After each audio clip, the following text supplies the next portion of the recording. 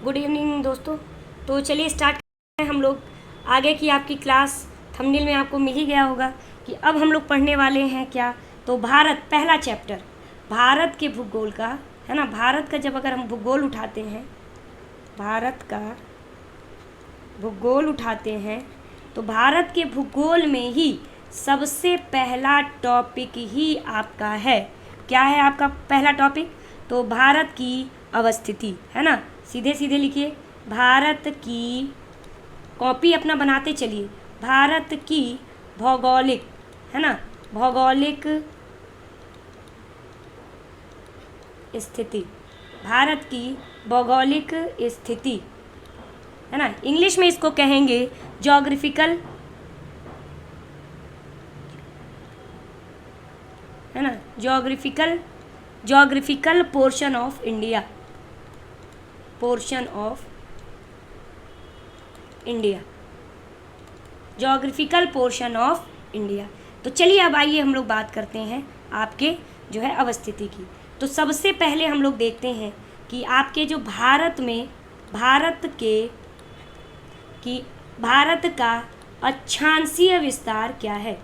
अक्षांशीय विस्तार क्या है? तो अक्षांशीय विस्तार क्या है? अक्षांशीय विस्तार, तो अगर हम भारत के अक्षांशीय विस्तार की बात करें तो भारत की सबसे पहले हम देखेंगे कि भारत का जो अक्षांशीय विस्तार है वो कहाँ से है। तो पूर्व में क्या है? पूर्व में 97 डिग्री पॉइंट 25 से लेकर के 25 ईस्ट से लेकर, ईस्ट में ही है, अभी हम बताएंगे क्यों, यानी कि पूरब से लेकर के, अभी हम लोग डायग्राम में बात करेंगे, 68 डिग्री पॉइंट 7 ईस्ट में है। क्योंकि जो आपका भारत है ना वो आपके पूर्वी गोलार्ध में स्थित है। क्या है? पूर्वी गोलार्ध में स्थित है ना, पूर्वी गोलार्ध। अभी हम बताएंगे कि पूर्वी गोलार्ध क्या होता है। ठीक, अगर पूछा जाए तो ऐसे पूरब पश्चिम में पूछा जाए तो आप पूर्वी गोलार्ध कहोगे, उत्तर दक्षिण में पूछा जाए तो यह आपका भारत उत्तरी गोलार्ध में स्थित है।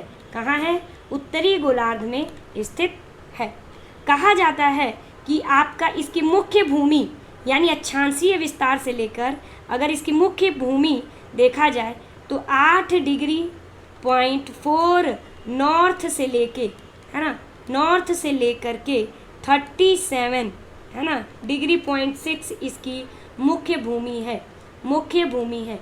यानी अक्षांशीय रूप से यह आपका 8 से लेकर के पूरा 37 से है। और जबकि यहाँ पर देखा जाए तो देशांतरीय, है ना, देशांतरीय, एक सेकेंड देखिए, अगर हम देखें इसका तो ये आपका अक्षांशीय नहीं, देशांतरीय विस्तार होगा, है ना, देशांतरीय विस्तार,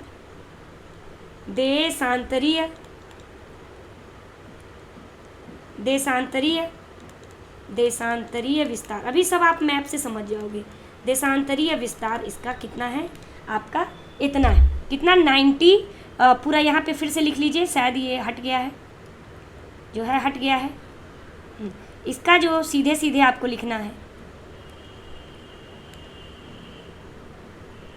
इसका सीधे सीधे लिखना है 68 ये डिग्री, यहाँ से लेकर के पूरा 97 डिग्री 2.25 ईस्ट तक इसका आपका देशांतरीय विस्तार है।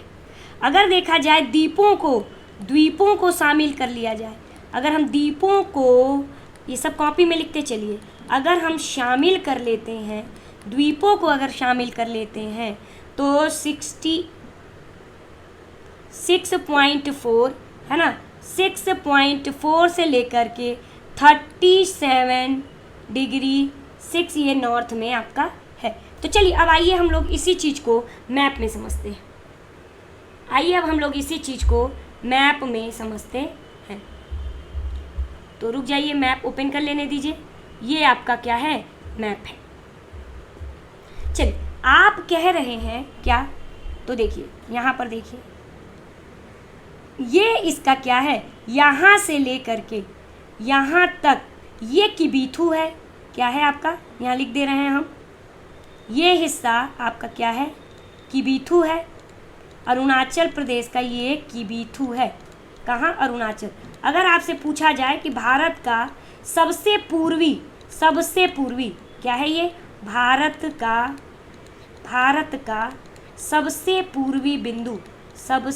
पूर्वी बिंदु यही है, कौन, किबीथु। सबसे पश्चिमी बिंदु आपका गौहर माथा है, यानी ये वाला जो क्षेत्र है इसको क्या कहते हैं, गौहर माथा कहते हैं, या गौहर माता भी कहोगे। तो सबसे पश्चिमी बिंदु आपका गुजरात का गौहर माता है, यानी कि भारत का सबसे पश्चिमी बिंदु।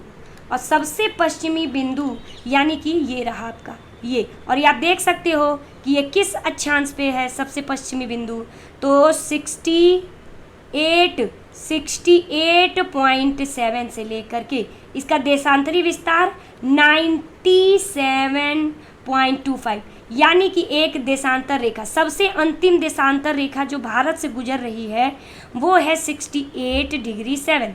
और यहाँ पर पूरब में आप देखोगे तो अरुणाचल प्रदेश से कौन सी गुजर रही है, देशांतरीय विस्तार, यानी ये सबसे पूर्व में ये देशांतरीय विस्तार है 97.25 पूर्व में। तो ये रहा जो है आपका देशांतरी। इन दोनों में 2 घंटे का 2 आवर का क्या होता है, फ़र्क होता है समय में।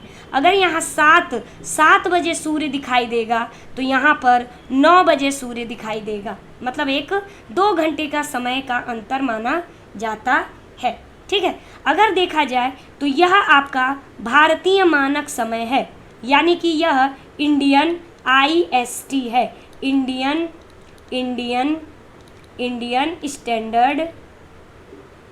स्टैंडर्ड टाइम है ना, स्टैंडर्ड टाइम। ये आपके 5 राज्यों से गुजरती है, यानी कि जो ये गुजरेगी तो बीच में इसके 5 राज्य आएंगे। वो 5 राज्य कौन कौन से हैं, उत्तर प्रदेश,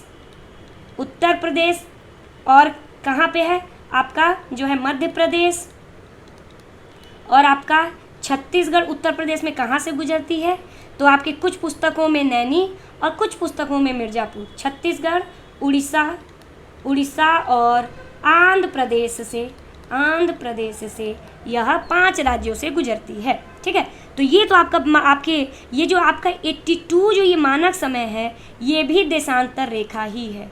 क्या है, देशांतर रेखा है, देशांतर रेखा। अब हम लोग आते हैं अक्षांशीय विस्तार।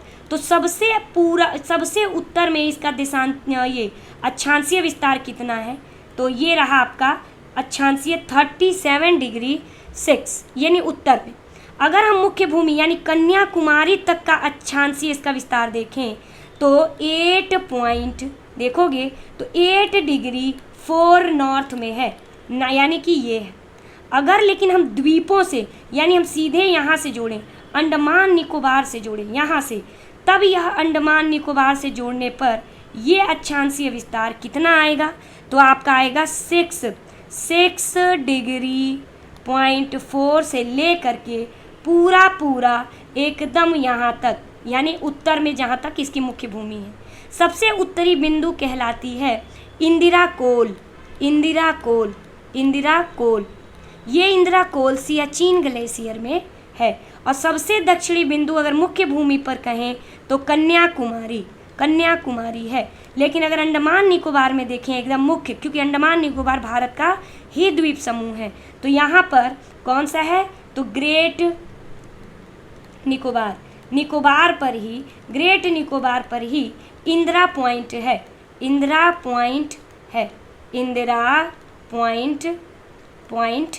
इंदिरा पॉइंट जो कि कितने पे स्थित है, 8°4' पर ये है। तो ये पूरा आपका क्या हुआ, पूरा का पूरा भौगोलिक विस्तार। तो चलिए अब हम लोग देखते हैं। अब एक क्वेश्चन यहाँ से और पूछ लेता है कि आखिर में भारत किस गोलार्ध में है।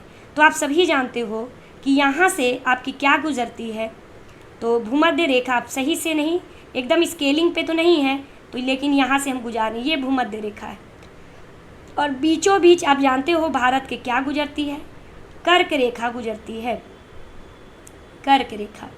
और यहाँ से आप सभी जानते हो कि मकर रेखा गुजरती है, मकर रेखा। आप जानते हो कि भूमध्य रेखा के जो उत्तर में यह उत्तरी गोलार्ध कहलाता है पृथ्वी का, भूमध्य रेखा के दक्षिण में यह दक्षिणी गोलार्ध कहलाता है। यहीं से 0 डिग्री देशांतर जाती है, जिसको हम GMT रेखा कहते हैं।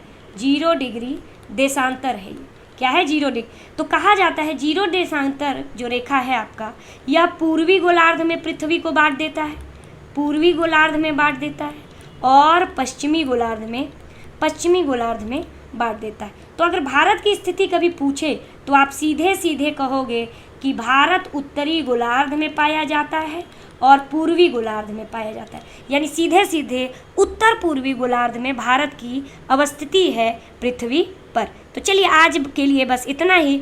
नेक्स्ट वीडियो में हम बात करते हैं कि भारत के आखिर में जो पड़ोसी राज्य और जो सीमावर्ती राज्य कौन कौन से हैं और कितने समुद्री जो है आपके देश से आपका जो है घिरा हुआ है, कितना इसका क्षेत्रफल है। तो ये नेक्स्ट वीडियो में बात करते हैं। तब तक के लिए आज्ञा दीजिए, बाय बाय, धन्यवाद आप सभी का। और वीडियो को प्लीज़ पूरा देख करके और लाइक करके ही जाइएगा।